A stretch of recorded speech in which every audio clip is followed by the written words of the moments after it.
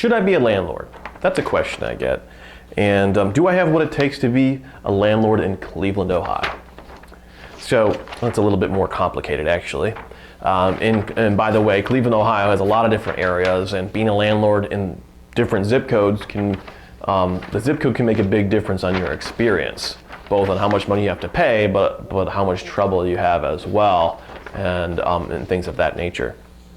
So I think the biggest question is, are you a worrywart? If you're a worrywart, stay out of business in general. Look for things that are consistent. Put your money into bonds, that have some warranty or guarantee to them, that you know that you're going to get a certain return no matter what. So regardless of what happens up and down with the economy, and there's just fewer variances. If you're aware of what you owe yourself not to be in real estate at all, other than maybe for your personal house, and maybe not even for that, okay?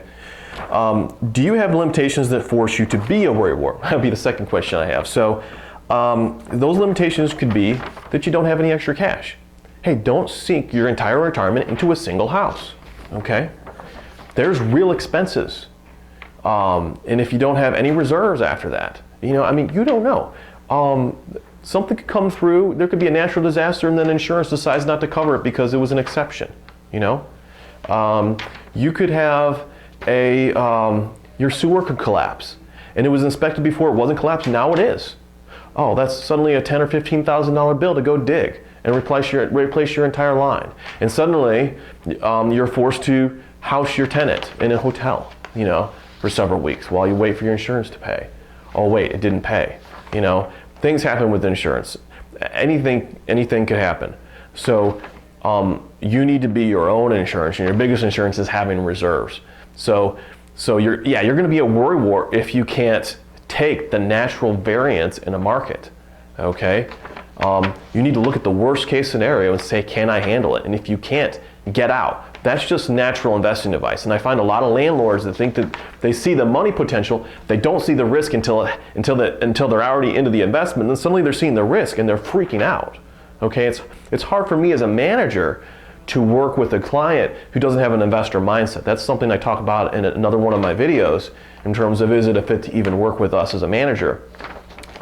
If you don't have an investor mindset, kind of a long-term mindset, understanding that you're gonna have to continue to invest in this property, hopefully the cash flow more than pays for that as you go, but it doesn't always. Sometimes you have to pay a little extra to continue to get your cash flow. So that's just something you have to think about.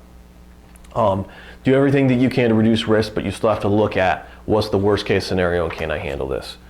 It really helps, I would say, when you have a minimum of 20% equity in a property, and that's true equity. In Cleveland, things can be weird. For an out-of-town owner, they don't understand. They think, well, I put 20% down, that means I have 20% equity.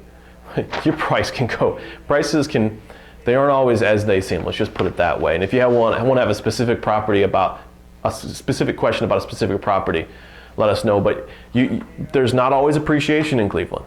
Different neighborhoods can just not follow the national trend. And there's also things like damaging a property seem to have a disproportionate effect on appreciation. So I've had landlords actually, had a little nasty taste in their mouth from a specific tenant, and they think, well, I'm just going to sell it as is because I'm so tired of this property, I want to get rid of it now.